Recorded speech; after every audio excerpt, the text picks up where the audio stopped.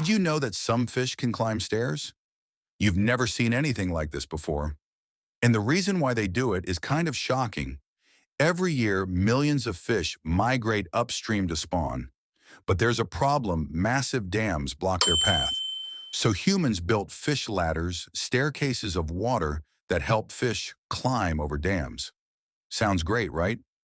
But here's the twist. Many fish ladders don't work. Some species can't use them, and up to 90% of fish never make it past. And yet some fish have figured out a genius way to beat the system. Some fish just launch themselves over obstacles like athletes. And one species, the salmon, can leap up to 12 feet high, which means